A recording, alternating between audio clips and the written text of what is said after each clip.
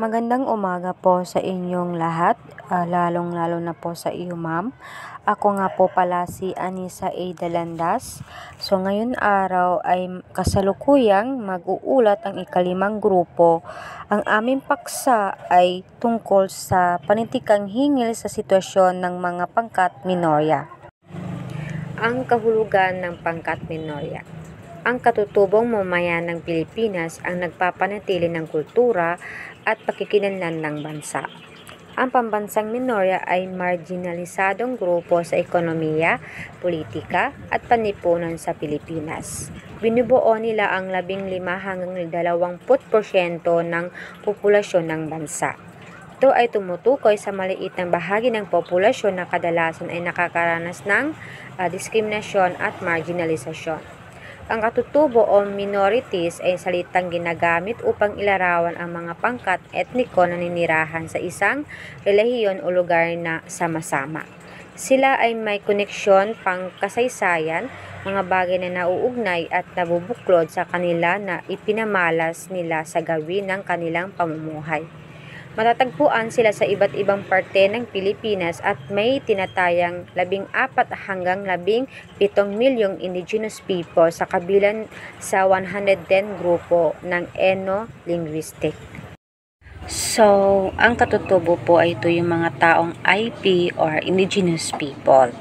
So, ang katutubo ay tumutukoy sa mga taong unang naninirahan sa isang particular na lugar or rehiyon bago pa man ang dumating ang mga dayuhan or kolonyal.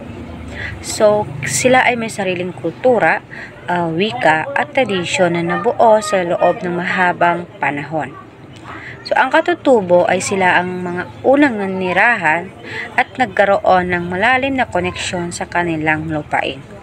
So, ang katutubo ay may sariling kultura, wika at tradisyon. So, ang kanilang kultura ay natatangi at ay iba sa ibang mga kultura dahil nabuo ito sa loob ng mahabang panahon. So, ang mga katutubo ay madalas na napailalim sa diskriminasyon, pagsasamantala mula sa mga dayuhan or kolonyal. So, matatagpuan sila sa iba't ibang parte ng Pilipinas at may tinatayang 14 hanggang 17 million indigenous people na nakabilang sa 110 grupo ng ethno-linguistic. So, sa Mindanao po ay 61% sila. So, sa Hilagang Luzon naman ay 33%. Kasama ang ilang grupo ay sa Visayas. So, ang halimbawa po ng pangkat ng minorya o katutubo ay ang mga ETA or ITA, Igorot, Bajau at Waray. So, ang mga ETA or ITA ay isa sa mga sinaunang pangkat etniko sa Pilipinas. Simple lang kanilang mga pamumuhay.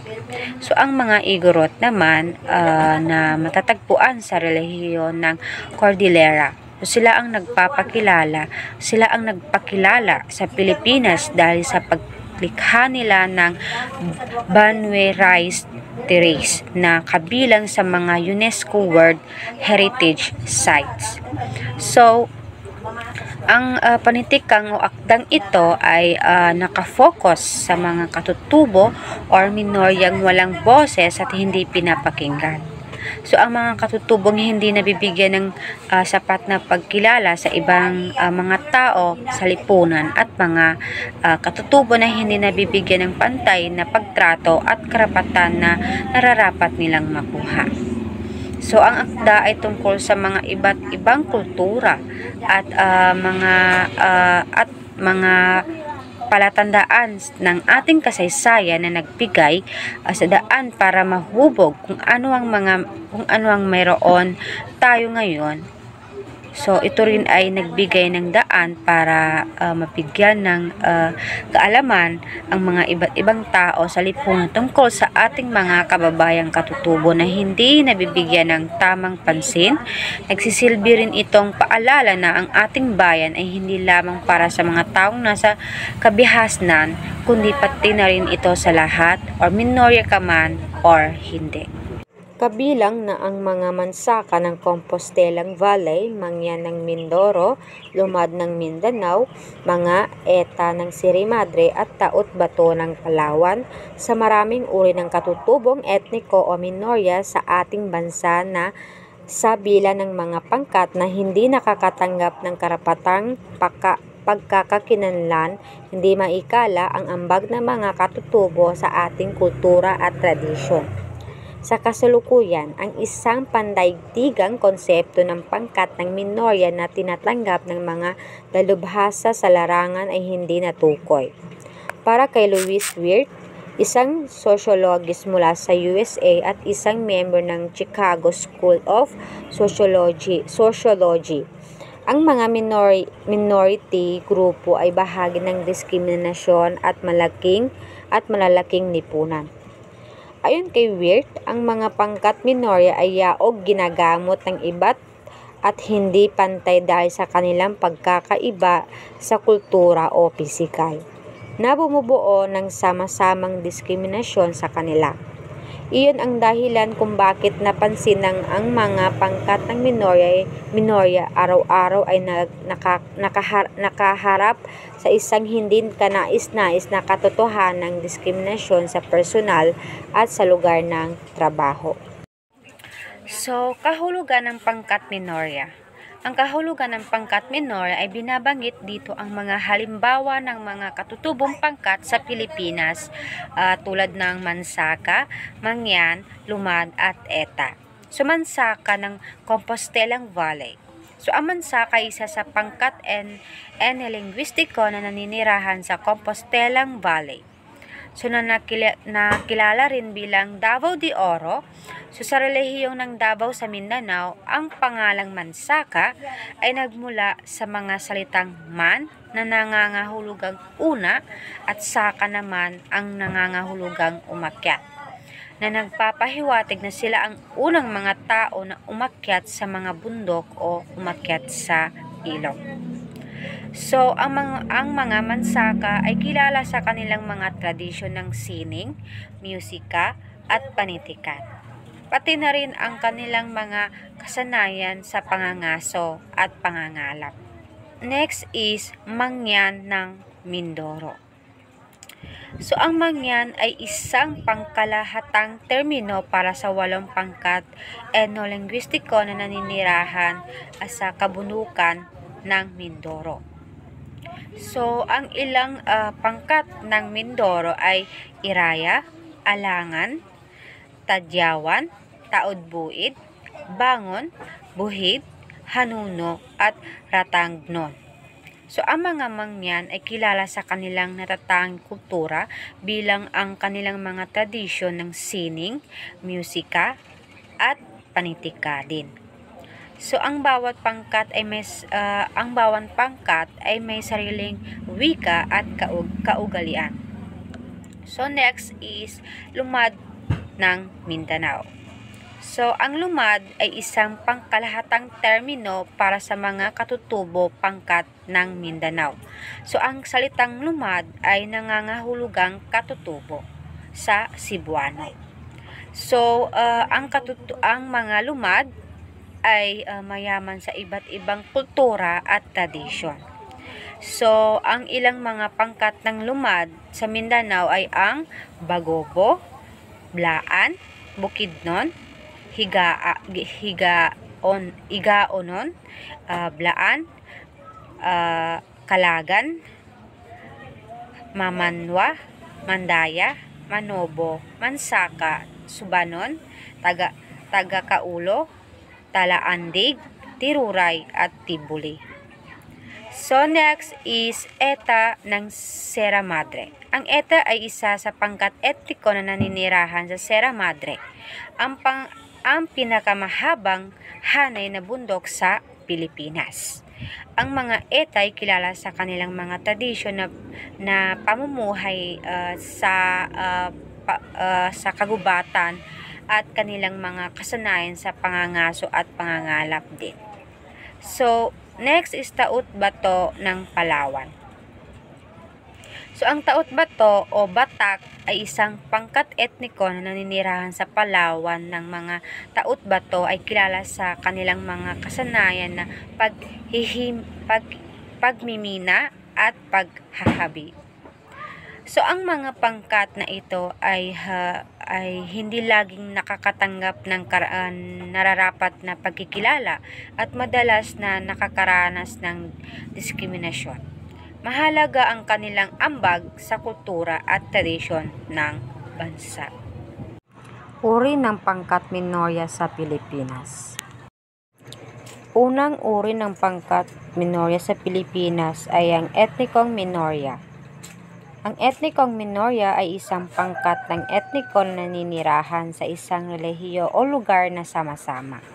Sa kabuuang populasyon ng Pilipinas, mayroong iba't ibang tribo o grupo ang bumubuo ng etnikong minorya na tinataya lamang sa 10% sa kabuuang populasyon. Mas maliit ang bilang nila kumpara sa bilang ng mga grupong mayorya. Mayaman ang kultura ng mga etnikong minorya. So, uri ng pangkat minorya sa Pilipinas. Una ay etnikong minorya. Ang etnikong minorya ay isang pangkat ng mga tao na may natatangian kultura, wika o relihiyon na naiiba sa dominanteng kultura sa isang partikular na lugar. So, ang mga etnikong minorya ay maaaring magkakaiba ng kanilang wika, tradisyon, kaugalian, at paniniwala. So, halimbawa, sa Pilipinas ay mayroong iba't ibang etnikong grupo tulad ng mga Igorot, Tausug at Maranao na may kanyang-kanyang kultura at tradisyon. So, ang mga etnikong minorya ay madalas na nakakaranas ng diskriminasyon, marginalisasyon at kawalan ng katarungan. So, alimbawa po ng etnikong minorya sa Pilipinas po ang mga Katutubo at ang mga Muslim. Good afternoon, ma'am. Relihiyosong minorya, ito ay tumutukoy sa pangkat minorya na nagsasagawa ng mga kaugaliang panrelihiyon o may mga paniniwala na naiiba o sumasalungat sa karamihan o sa kabuuang paniniwala ng populasyon. Ito ay sumisilong sa mga pangkat na magkapareho ng paniniwala o mapanatili ang parehong paniniwala. Ang mga kasapi dito ay maaaring ipanganak sa isang pamilya na nagsasagawa ng determinadong pananampalataya o na pagbagong loob ayos sa pagpili. Ang ilan ay lumalayo sa sibilisasyon. Ang relihiyosong minorya ay tumutukoy sa mga pangkat ng tao na kabilang sa isang relihiyon na may mas maliit na bilang ng mga miyembro kumpara sa dominanteng relihiyon sa isang partikular na bansa o relihiyon. Ang kanilang pagiging minorya ay hindi lamang batay sa populasyon, kundi pati na rin sa antas ng kanilang impluwensya sa kultura. Mga halimbawa ng relihiyosong minorya ay ang mga Muslim. Muslim sa Pilipinas, bagamat ang Islam ay isang malaking relihiyon sa buong mundo. Minorya ang mga Muslim sa Pilipinas kung saan Kristiyano ang dominante. Ang lingwistikong minorya ay tumutukoy sa mga pangkat ng tao na gumagamit ng wika na hindi pangkaraniwan o hindi dominante sa isang partikular na bansa o relihiyon.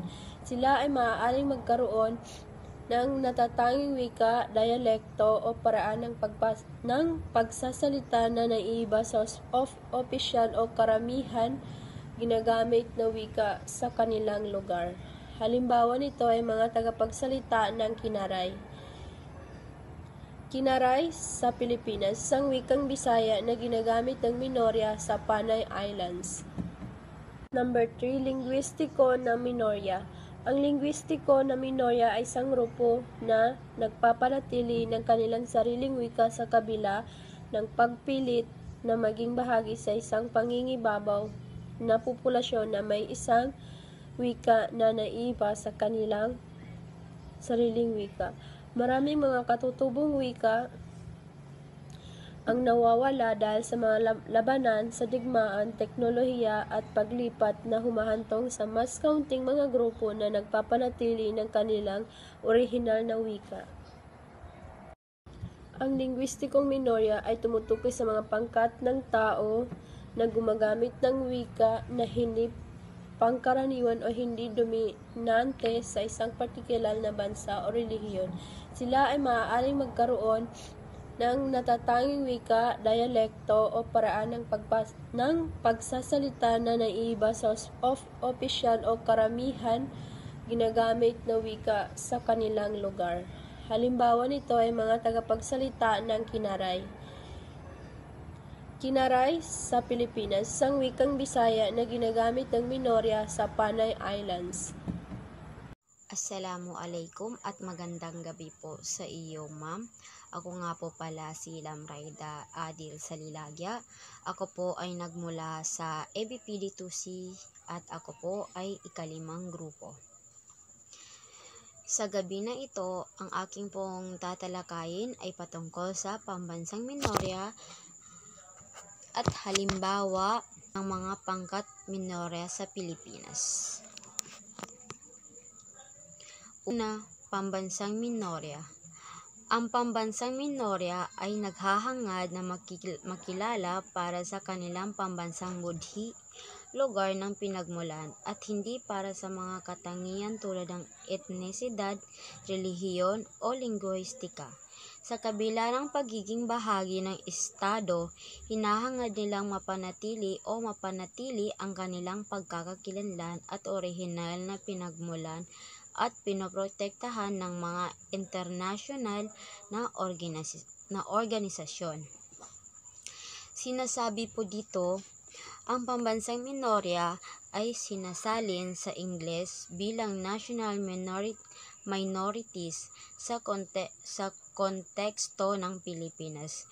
Tumutukoy ito sa mga katutubong pangkat na pangkultura, Indigenous Cultural Communities o ICCS, na nakilala ng pamahalaan bilang may natatanging pagkakakilanlan, pangkultura, wika at mga istrukturang panlipunan na nauuna sa pagkakatatag ng Estado ng Pilipinas. Ang mga pangkat na ito ay hindi lamang tinutukoy sa kabilang ng kanilang populasyon kundi sa kanilang natatanging pamana at makasaysayang presensya sa bansa. Ang mga pangunahing katangian na kadalasang nauugnay sa pambansang minorya sa Pilipinas ay kinabibilangan ng: una, katutubong pagkakakilanlan, isang malakas na pakiramdam ng pagiging kabilang sa isang tiyak na pangkat na may mahabang kasaysayan sa isang partikular na relihiyon. Pangalawa, natatanging kultura, natatanging mga tradisyon, kaugalian, paniniwala at mga kasanayan sa iba sa nangingibabaw na kulturang Pilipino. Pangatlo, sariling pamamahala, madalas na nagtataglay ng tradisyonal na mga anyo ng pamamahala at organisasyong panlipunan. Pang-apat, ninunang lupain, pag-angkin sa mga ninunang lupain at teritoryo na mahalaga sa kanilang pagkakakilanlan, pangkultura at kabuhayan. Ikalima, wika, pagsasalita ng mga wikang naiiba sa Filipino o Tagalog at iba pang pangunahing wika sa Pilipinas. Kinikilala ng mga pamahalaan ng Pilipinas ang mga karapatan ng mga pangkat na ito sa pagpapasya sa sarili, pangangalaga sa kultura at proteksyon ng kanilang mga ninunang lupain. Gayunpaman, ang mga pambansang minorya ay patuloy na nahaharap sa mga hamon tulad ng mga alitan sa lupa, diskriminasyon at limitadong pag-assist sa mga pinagkukunang yaman at mga oportunidad. Nilalayo ng termenong pambansang Minorya na kilalanin ang kanilang natatanging mga pagkakakilanlan at ang kanilang mahalagang papel sa pagkakaibang kultura ng bansa. At ang kasunod naman po na aking tatalakayin ay halimbawa ng mga pangkat minorya sa Pilipinas. Halimbawa ng mga pangkat minorya sa Pilipinas. Una, Negreto. Sila ay nagmula sa bundok Sierra Madre o Zambales. Mga karaniwang tawag sa Negreto. So, may apat tayong halimbawa na mga karaniwang tawag sa mga Negreto. Una ay Eta o di kaya ay Ita. Pangalawa, Atis o Aktas. Pangatlo, Pegmi o Pigmi, mga maliliit na tao. Pang-apat, Bihogrother. At kasunod dito ang katangian ng isang Negreto. So may 6 tayong katangian ng mga Negreto dito. Maliliit na balat, maigsi at kulot na mga buhok, makapal na labi, pangong ilong, halos walang damit, at panghuli, maliit na balangkas, mababa ang tangkad kaysa sa mga pangkaraniwang Pilipino. Ang mga Negrito ay ang unang dumating na mga tao sa Pilipinas. Hinahango ang salitang Negreto mula sa negro, mula sa kasariang negro, ay mula sa salitang negro at nangangahulugang maliit na taong maitim na tumutukoy sa kanilang maliit na pangangatawan. So, sinasabi po dito, ang mga Negreto ay isang katutubong pangkat na naninirahan sa ilang bahagi ng Timog Silangang Asya, kabilang ang Pilipinas. Sila ay nakilala sa kanilang maitim na balat, maliit na tangkad, at kulot na buhok. Pinaniniwalaan ang mga katangiang pisikal na ito ay mga adaptasyon sa tropikal na mga kapaligiran na kanilang tinitirhan. Mga hamon sa panahon ngayon. Maraming komunidad ng Negreto sa kasalukuyan ang nahaharap sa kanilang limitadong pag-assist sa edukasyon at pangangalagang pangkalusugan at patuloy na pakikibaka para sa mga karapatan sa lupa at pangangalaga sa kultura.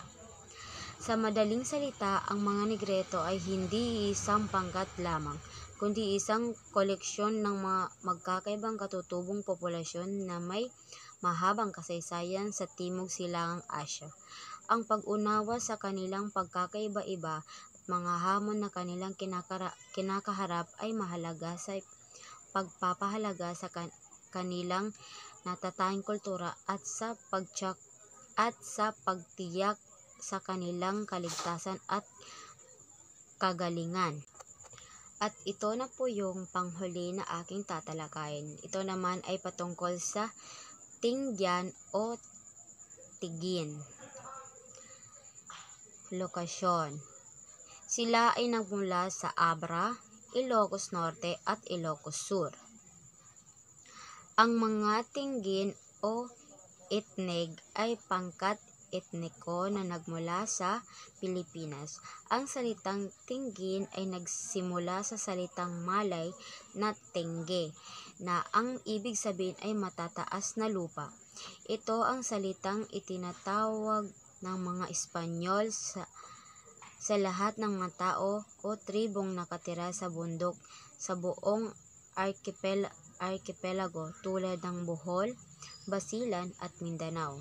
Subalit ngayon ay ang mga natatanging gumagamit na lang nito ay ang mga naninirahan sa mga bundok ng Abra, Ilocos Sur at Ilocos Norte.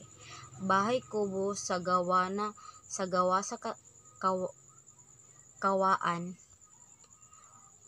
kawayan at paud ang kanilang mga bahay. Pagsasaka at pangangaso rin ang pangunahing pamumuhay ng mga Tingyan. Sinasabi dito, ang mga Tinggen na minsan din ay isinusulat na Tinggen ay isang katutubong pangkat na naninirahan sa mga kabundukan ng Abra, Ilocos Norte at Ilocos Sur sa Hilagang Pilipinas. Kilala sila sa kanilang natatanging mga kaugalian at malakas na ugnayan sa komunidad. Narito ang ilan sa mga pangunahing aspeto ng kultura at kasaysayan ng mga Tinggen.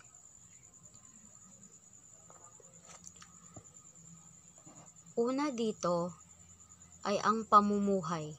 Tradisyonal na umaasa ang mga Tinggen sa agrikultura, partikular na sa pagtatanim ng palay sa mga taniman sa hagdan-hagdang bukid, nangangaso, nangingisda at nangangalap din sila.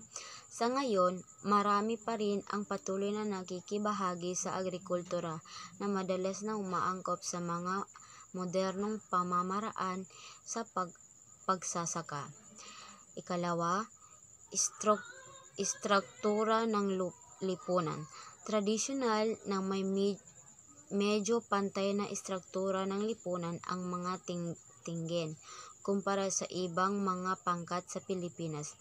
Bagaman mayroon silang mga kinikilalang pinuno at matatanda na may impluwensya sa kanilang mga komunidad, napakalakas ng ugnayan ng pamilya at kadugo. Pangatlo, material na kultura. Ang kanilang mga bahay ay tradisyonal na gawa sa kahoy at kawayan na sumasalamin sa mga materyales na madaling makuha sa kanilang kapaligiran sa bundok. Sila ay mahuhusay na mga manggagawa na kilala sa paghahabi ng tela at paggawa ng masalimuot na mga gawa sa metal. Pang-apat, mga paniniwala sa espiritual. Mayaman ang mga sistema ng animistikong paniniwala ng mga Tinggen na may paggalang sa mga espiritu ng kalikasan at mga ninuno. Ang kanilang mga ritual ay madalas na may kaugnayan sa agrikultura at seklo ng buhay. Panglima, wika. Nagsasalita sila ng wikang Tinggen na kabilang sa pamilyang Malayo Polynesian. Gayunpaman, marami rin ang bilingual o multilingual na nagsasalita ng Pilipino o Tagalog at posibleng iba pang mga wika, depende sa kanilang lokasyon at pakikipag-ugnayan sa ibang mga pangkat. Pang-anim, mga hamon. Tulad ng maraming katutubong pangkat, nahaharap ang mga Tinggen sa mga makasaysayang hamon, kabilang ang pagkawala ng kanilang mga lupain, ang mga panggigipit ng modernisasyon, at ang pagkawala ng mga tradisyonal na kaugalian. May mga pagsisikap na isinasagawa upang mapanatili ang kanilang kultura at wika.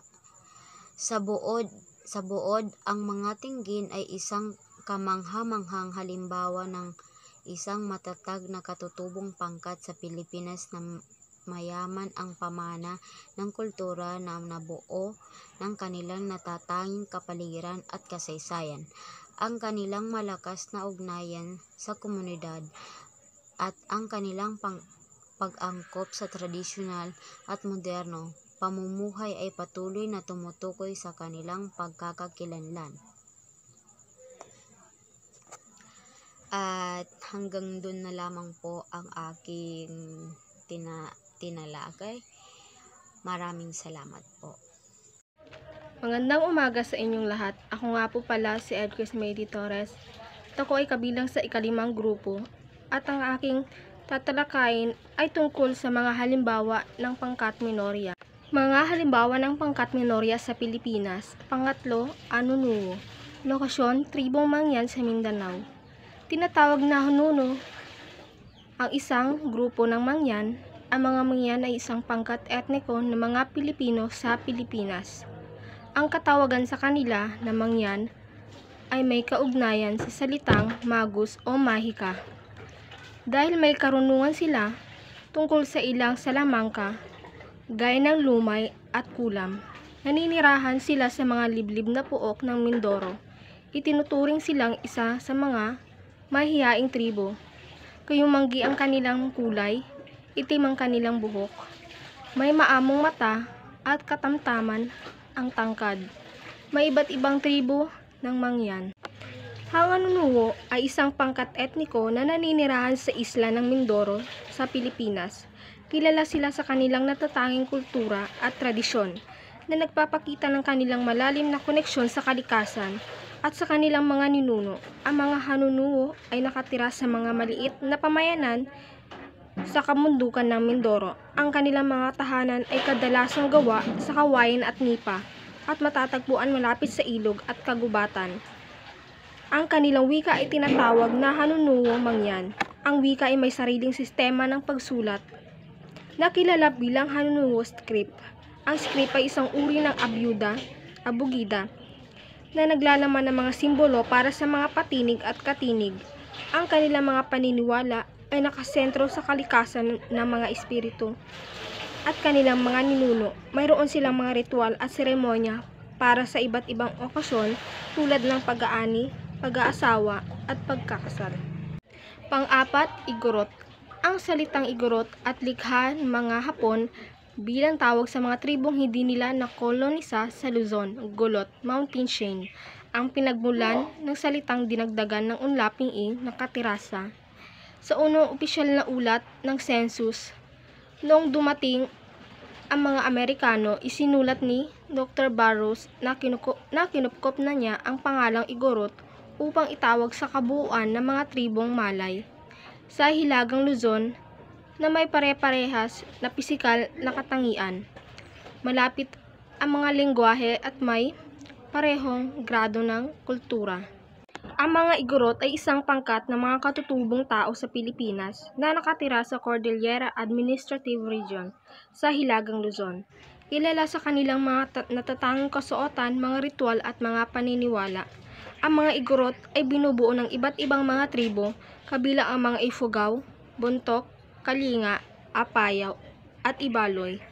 Ang mga Igorot ay kilala rin sa kanilang husay sa pagsasaka, partikular sa pagtatanim ng palay sa mga hagdan-hagdang palayan na isang UNESCO World Heritage Site. Panglima, Kalinga. Ang Kalinga ay isang walang baybayin ng lalawigan ng Pilipinas sa rehiyong Pampanga, pinangasiwaan ng Cordillera sa Luzon. Tabuk ang kapital nito at napapaligiran ng lalawigang bulubundukin sa timog, Abra sa kanluran, Isabela sa silangan, Cagayan sa Hilagang Silangan, at Apayaw sa Hilaga. Bago ang 1995, dating isang lalawigan ng Kalinga at Apayaw na pinangalan ng Kalinga Apayaw, hanggang naghiwalay ang dalawa upang mapabuti ang serbisyo at pangangailangan ng individual na mga katutubong tribo sa mga lalawigan. Ang mga Kalinga ay isang pangkat na mga katutubong tao sa Pilipinas na nakatira sa Kalinga Province sa Cordillera Administrative Region. Ang mga Kalinga ay kilala sa kanilang pagkakaisa at pagtutulungan. Ang kanilang mga ritual at paniniwala ay nagpapaalala sa kanila ng kahalagahan ng pangangalaga sa kalikasan at sa kanilang mga kagubatan. Ang bodong ay isang tradisyon ng mga Kalinga na naglalayong magtatag ng kapayapaan at pagkakaunawaan sa pagitan ng mga tribo. Ito ay isang paraan upang malutas sa mga alitan at magkaroon ng pagkakaisa. Buntok. Ang buntok ethno-linguistic group ay matatagpuan sa gitna at silangang bahagi ng Mountain Province sa Pilipinas. Bagamat ang ilang mga buntok ng Natonin at Paracelis ay kinikilala ang kanilang mga sarili bilang Balangaw, Gadang o Kalinga, ang terminong buntok o buntok ay ginagamit ng mga linguist at antropologo upang makilala ang mga nagsasalita ng wikang buntok mula sa mga malapit na grupong etnolinguistiko. Dati silang nagsasanay sa pangangaso sa ulo at may mga natatanging tattoo sa katawan. Ang mga buntok ay pangkat etniko sa Pilipinas na nakatira sa Mountain Province sa Luzon. Kilala sila sa kanilang tradisyonal na kultura na kinabibilangan ang kanilang mga tahanan, pananamit, sining at seremonya. Ang mga buntok ay mga magsasaka at mga ngaso. Ang kanilang mga tahanan ay gawa sa kahoy at kawayan at karaniwang may hagdan-hagdang palayan sa paligid. Kilala rin sila sa kanilang mga tattoo na nagsisilbing simbolo ng kanilang katayuan sa lipunan at mga nagawa. Ang mga buntok ay mayaman sa kultura at tradisyon at mahalaga ang kanilang papel sa pagpapanatili ng cultural heritage ng Pilipinas.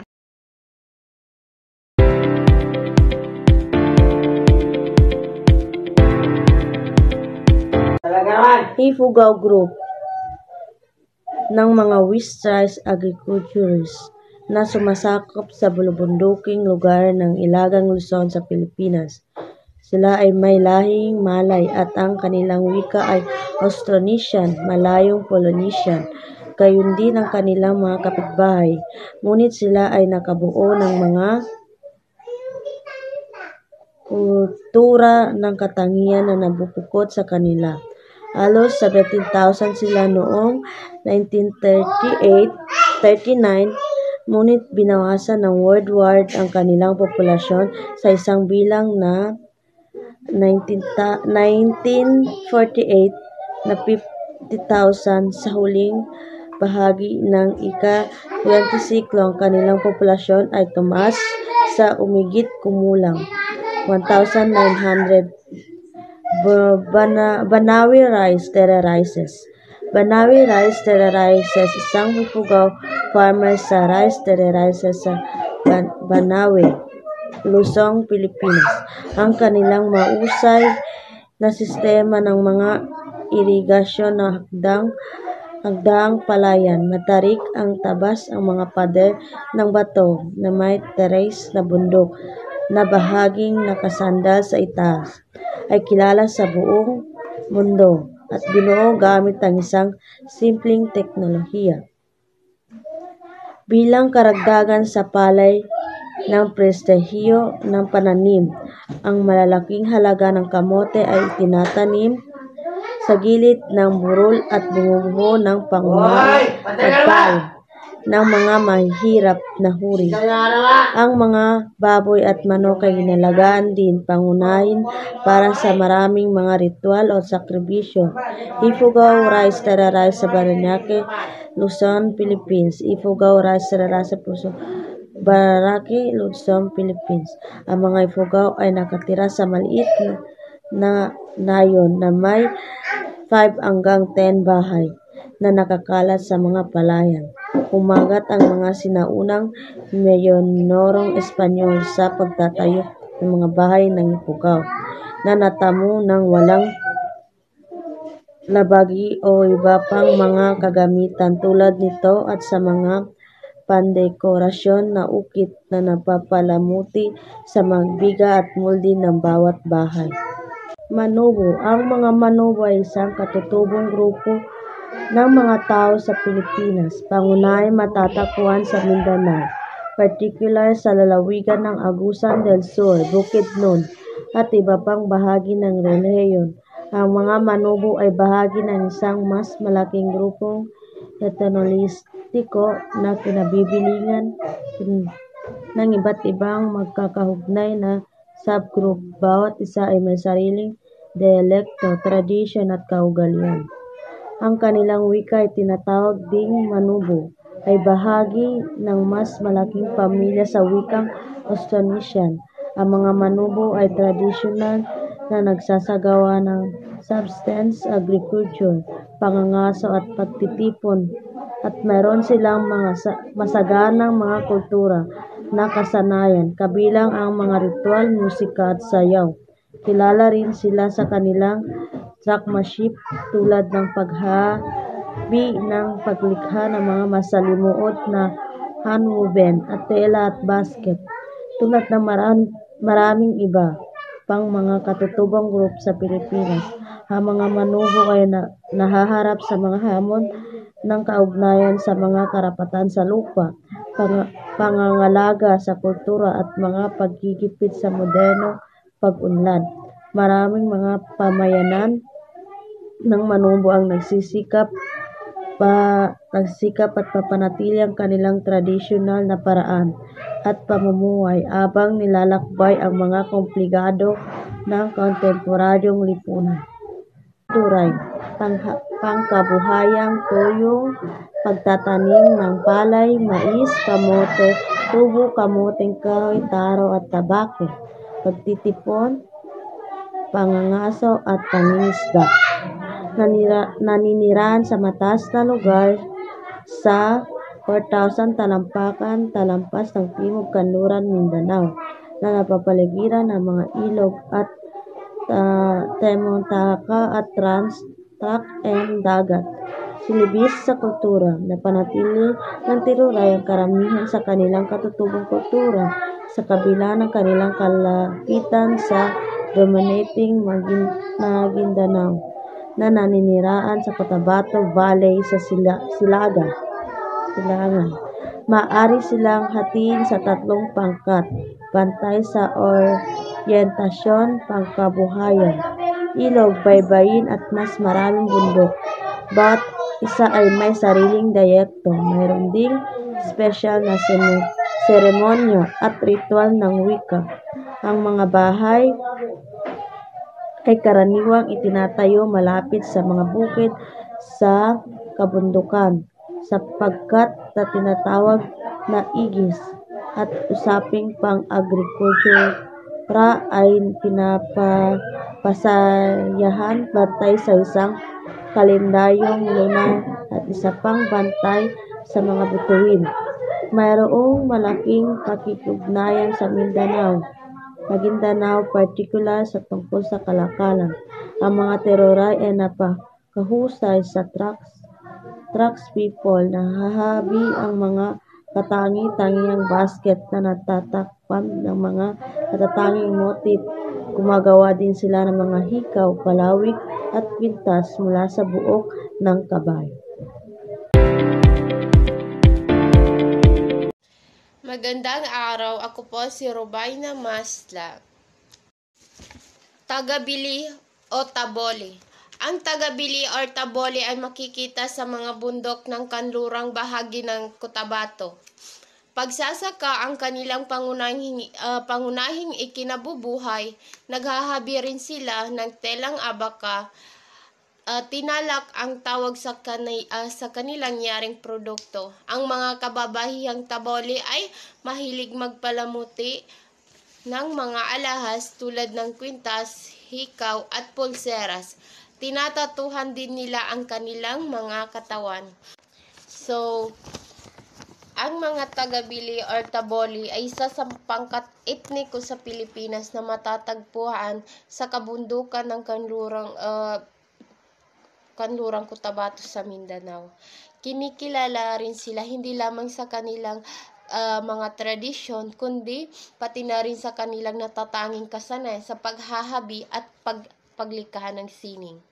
Ang kanilang pangunahing ikinabubuhay ay ang pagsasaka, ngunit sila rin ay mahusay sa paghahabi ng telang abaka na kilala bilang isang tinalak. Ang tinalak ay may masalimuot at makulay na disenyo na sumasalamin sa kultura, paniniwala at kalikasan ng mga taboli.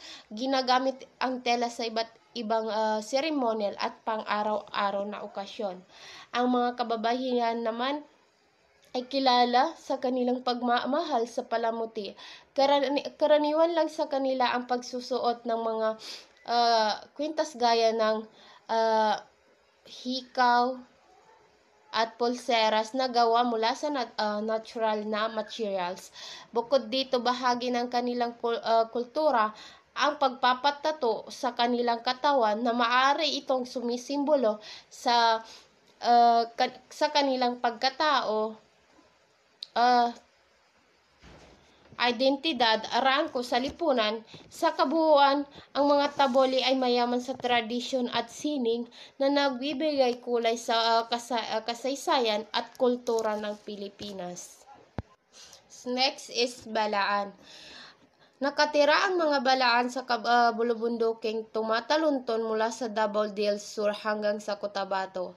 Kaingero sila kapag nagkakasakit ang mga balaan ay kumukonsulta sila sa kanilang tufulong o tuadmango. Isa sa nakakatanda na may kapangyarihang makaalam kung ano or sino ang dahilan ng pagkakasakit.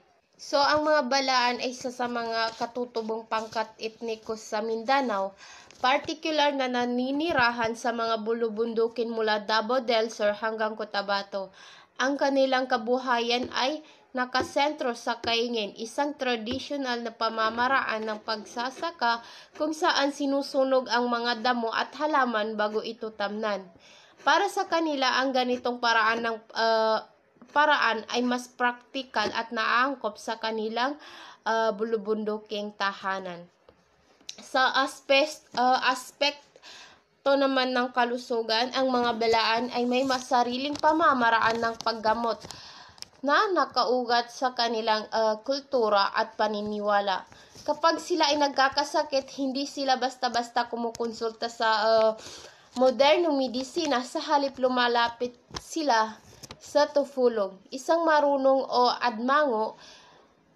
tuadmango na isa sa nakakatanda na may espesyal na katangian o spiritual na kaalaman.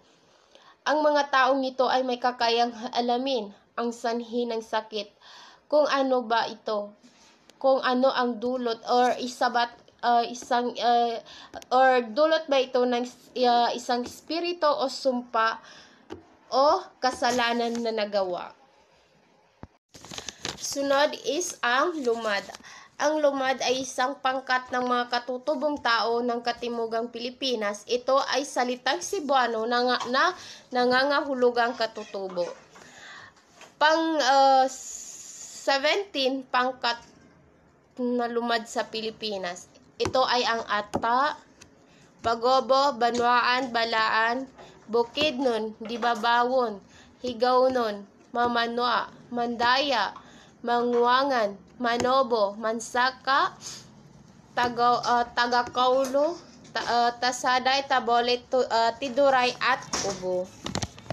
So, ang lumad ay isang kolektibo ang termino para sa mga katutubong pangkat sa katimugang bahagi ng Pilipinas, particular sa Mindanao. Ang salitang ito ay mula sa Cebuano na nangangahulugang katutubo o taong mula sa lugar na yon. Ipinakikilala ito bilang isang paraan upang bigyan diin ang kanilang sariling identidad at pagkakakilanlan na iiba sa ibang grupo sa Kristiyano at Muslim na relihiyon. Ang bawat pangkat ay may natatanging wika, kultura, tradisyon at pamamaraan ng pamumuhay, ngunit sila ay may pagkakaisa sa kanilang pangangalaga sa kanilang lupang ninuno at sa mga tradisyon na kaalaman na nagmula sa kanilang mga ninuno. Sa kasaysayan, ang mga lumad ay nakaranas ng iba't ibang hamon tulad ng paglaban sa kanilang karapatan, pandupa at pagtatanggol sa kanilang kultura mula sa pagbabago dala ng modernisasyon. Sa kabila nito, patuloy nilang pinapangalagaan at pinaglalaban ang kanilang pagkakakilanlan bilang mga katutubong mamamayan ng Mindanao. Yun lang po.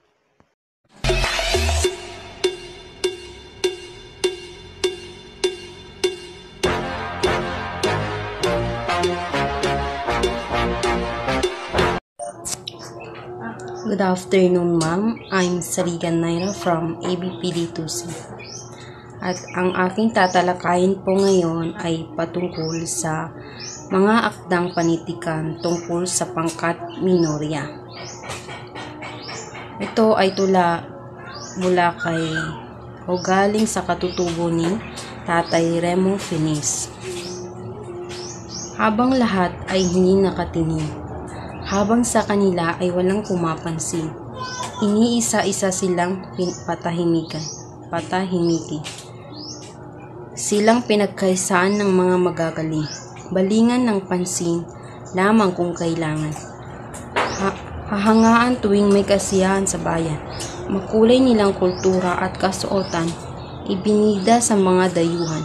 Ngayon, ay anong kalagayan nila? Nung dumako ang iba't ibang pananampalataya, nilisan ang dalampasigan at kapatagan.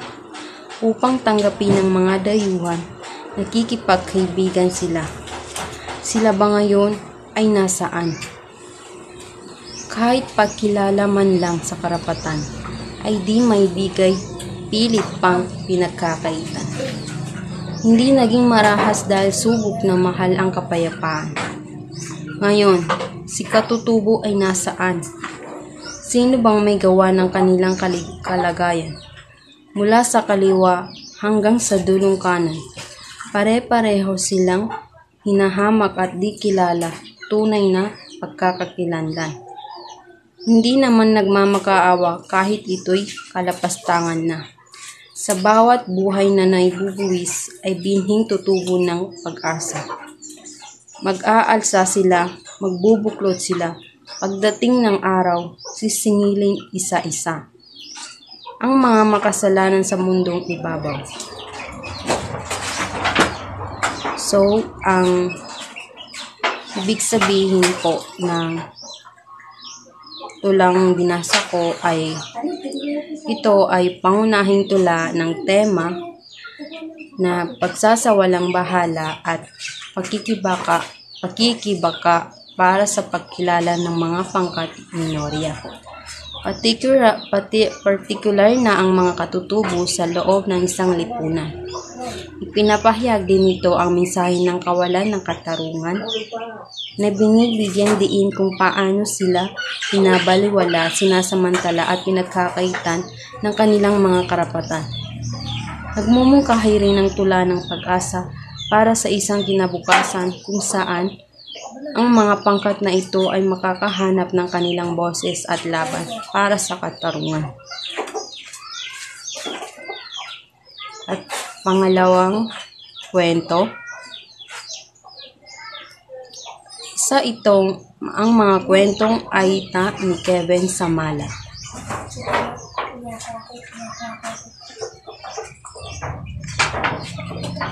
Isa itong storybook na isinulat ni Kevin Samala na inilarawan ni Sofia de Manawa at isinalin sa Zambal ng Dorcas Castillo. Tungkol ito sa isang batang babae Aita na nakaramdam ng kalungkutan sapagkat nararanasan niya ang pangunahing problema na kinakaharap ng mga kapwa niya Aita at ito ang diskriminasyon sa kanilang lahi. Naramdaman niyang naiiba siya sa lahat. Ang kanyang ginawa upang mawala ang kalungkutan ay pumunta siya sa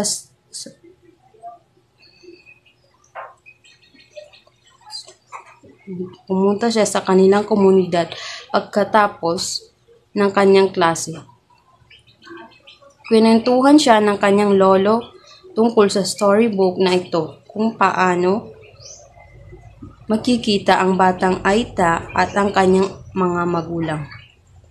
At bilang anak ng kanyang mga magulang at pagiging bahagi ng isang komunidad sa kalaunan ay maalala ng batang babae na sa pamamagitan ng kwento ng kanyang mga magulang kung paano sila nagkakilala at kung paano sila nagtutulungan ng kanilang mga kaibigan na magsama-sama at kung paano pinagsama ang kanilang mga pamilya na bagamat hindi siya maaaring maging katulad ng mga ibang bata. Palagi niyang mararamdaman na special siya at kabilang sa komunidad ang Aita. Ang pangalawang kwento po ay isang aklat pambata na naglalarawan sa mga karanasan ng isang babaeng Aita na nakaranas ng diskriminasyon. Binibigyan din ng kwento ang kanyang koneksyon sa kanyang kultura at komunidad na nagpapakita kung paano niya nahanap ang lakas at pag-aari sa kabila ng kinakaharap na pagkiling. Ang pangatlong kwento, Empeng Negro ni Rogelio Sicat. Hinalakay sa kwento ang pagmamaliit at pag-aalis kusta ng mga taong iba ang katangian at kalagayan o uri ng buhay. Tinalakay kung paano dapat ipaglaban ang dangal at dignidad na di dapat sila husgaan dahil sa bagay na kinatatayuan nila. Inilarawan din ang mga mangungutya, mapang-alipusta at mga taong walang alam sa mga bagay na kanilang hinuhusgaan. Ito po ay isang kwento na tumatalakay sa mga tema ng pang-aapi, pangsasamantala at pagkikipaglaban para sa dignidad. Inilarawan nito ang mga paghihirap ng mga marginalized at ang kahalagahan ng pagtutol sa kawalan ng katarungan. Yun lamang po ang aking tatalakay ngayong hapon. Maraming salamat.